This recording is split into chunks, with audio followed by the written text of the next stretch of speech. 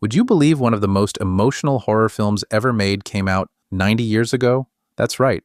Bride of Frankenstein is turning 90, and not only does it still hold up, it might just be one of the most human monster movies ever made.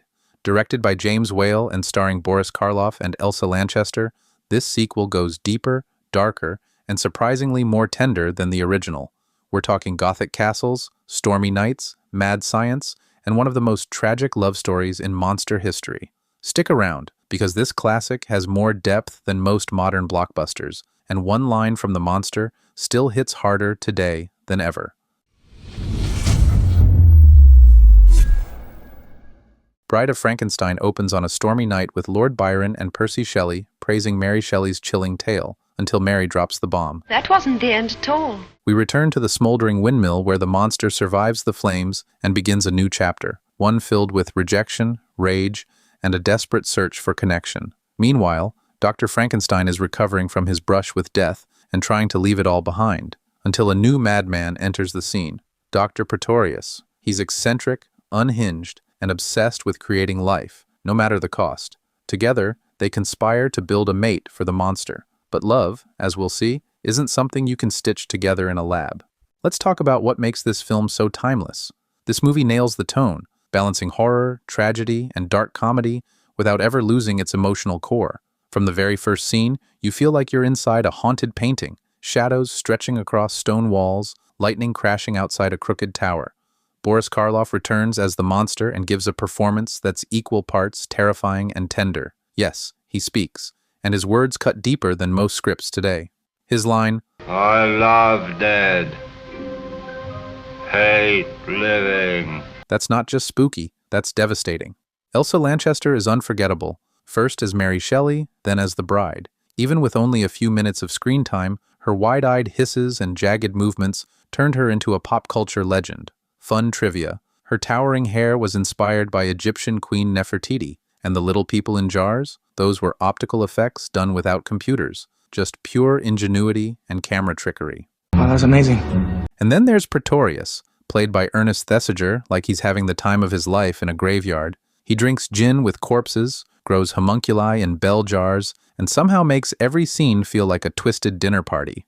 Franz Waxman's score brings the whole thing to life. Swooping strings, eerie motifs. It's not just background, it's part of the story. Here's where this old monster movie gets surprisingly human. Bride of Frankenstein is more than horror. It's a meditation on loneliness, rejection, and the pain of being unwanted. The monster was forced into life, stitched together from corpses, and dropped into a world that fears him. All he wants is connection. When he meets the blind hermit, he finally finds it. A quiet meal, a hand to hold, a friend. We are friends, you and I. Friends. It's beautiful, and then it's taken from him, like everything else. Even the bride, created specifically for him, screams at the sight of him. His last words aren't threats, they're heartbreak. She hates me, like others. Then the even more brutal, "I love dead, hate living." It's hard not to feel something when he says that. I've always related to Frankenstein's monster more than any other universal creature. He's not evil, he's just lost. And I think we all know that feeling, of not belonging, of trying to be seen. The moral is clear: creating life without love leads to ruin.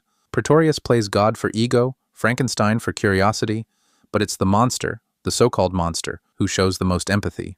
So, is Bride of Frankenstein still essential in 2025? Let's be honest, absolutely. It's not just a classic, it's a landmark. It's weird, stylish, emotional, and way ahead of its time. Visually, it's stunning. Performances? Legendary. And thematically, it cuts deep. This isn't just horror, it's art that lingers. If you're a movie lover and haven't seen this yet, you're missing a massive piece of film history. And if you have, watch it again. Let it remind you that monsters aren't always the ones with scars on the outside, because at the end of the day, we all want someone to call us friend. Thanks for watching this deep dive into Bride of Frankenstein. What did you feel when you first saw it? Or if you haven't, are you ready for something that's 90 years old and still emotionally sharp? Drop your thoughts in the comments. Don't forget to like, subscribe, and hit that bell so you don't miss what's coming next. Until next time, stay haunted, stay human, and as always, stay rated.